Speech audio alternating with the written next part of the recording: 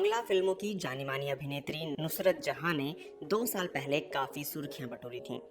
इसकी वजह थी अभिनय से राजनीति में कदम रखते हुए साल 2019 के लोकसभा चुनाव में टीएमसी के टिकट पर उनकी बशीरहाट संसदीय सीट से बड़े अंतर से जीत, और उसके महीने भर के भीतर ही एक मारवाड़ी व्यापारी निखिल जैन के साथ तुर्की में की गई शादी।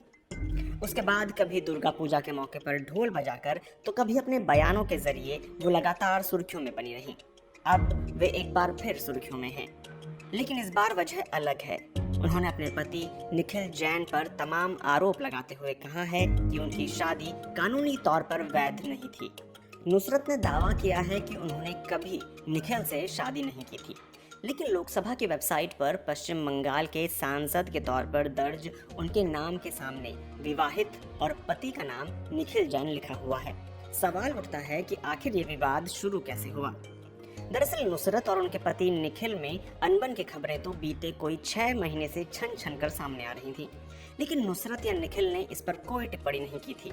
उसके बाद बीजेपी नेता यश दास गुप्ता, जो बीते चुनाव में पार्टी के उम्मीदवार भी थे, उनके साथ नुसरत की नजदीकियां बढ़ने की खबरें आने लगी। बीते दिनों इन दोनों ने एक साथ अजमेर शरीफ समेत कई शहरों के दौरे किए, लेकिन हाल में नुसरत के गर्भवती होने की खबरों के बाद यह विवाद अचानक तेज हो गया।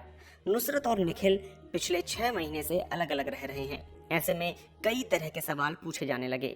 इन सवालों के जवाब तलाशने की कोशिश में इस दंपति के निजी जीवन की परतें धीरे धीरे उधड़ने लगीं, और यह काम किसी और ने नहीं बल्कि नुसरत ने खुद शुरू किया। जानी मानी लेखिका तस्लीमा नसरीन ने भी अपने एक फेसबुक पोस्ट में इस मामले पर लिखा था कि अगर यह अफवाह सच है तो क्या निखिल और नुसरत का तलाक होना ही बेहतर नहीं है। उसके बाद ही नुसरत ने दावा किया कि उन्होंने निखिल के साथ शादी ही नहीं की है।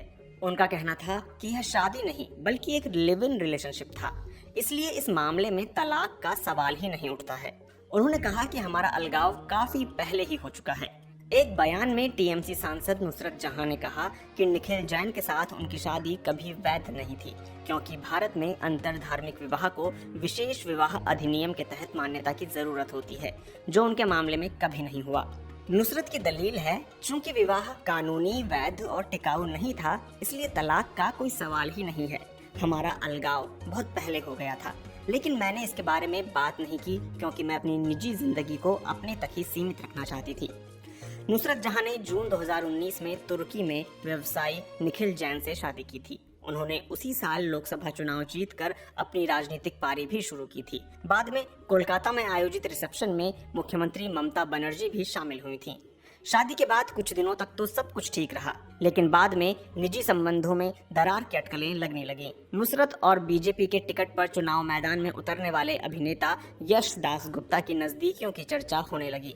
नुसरत ने अपने बयान में निखिल जैन का नाम लिए बिना अपने बैंक खातों से धन की अवैध निकासी का भी आरोप लगाया है। उनका आरोप है कि अलगाव के बाद भी निखिल जैन उनके खाते से पैसे निकाल रहे हैं। निखिल जैन कोलकाता के एक व्यवसायी हैं और दोनों की मुलाकात शादी से 1 साल पहले कोलकाता में एक कार्यक्रम के दौरान हुई थी। नुसरत के गर्भवती होने के बाद निखिल ने एक स्थानीय टीवी चैनल से बातचीत में कहा था कि उनको इस बारे में कोई जानकारी नहीं है। वे लंबे अरसे से नुसरत के संपर्क में नहीं हैं। निखिल ने पत्रकारों से बातचीत में कहा है कि उन्होंने कोलकाता में नुसरत से अलग होने की अर्जी दायर की है। मामला अदालत में होने की वजह से उन्होंने इस मुद्दे पर विस्तार से कुछ भी कहने से मना कर दिया। उनका कहना था, मैं बीते साल नवंबर से ही नुसरत से अलग रह रहा हूँ। जिस दिन मुझे पता चला कि नुसरत किसी और के साथ रहना चाहती हैं, मैंने उसी दिन दीवानी मामला दायर किया था। विवाह का पंजीकरण नहीं होने की वजह से मैंने शादी खारिज करने की अपील की है। जुलाई में इस मामले की सुनवाई होगी। टॉलीवुड के नाम से मशहूर बांग्ला फिल्म उद्योग के साथ ही राजनीतिक हलकों में भी इस विवाद को काफी हैरत से देखा जा रहा है।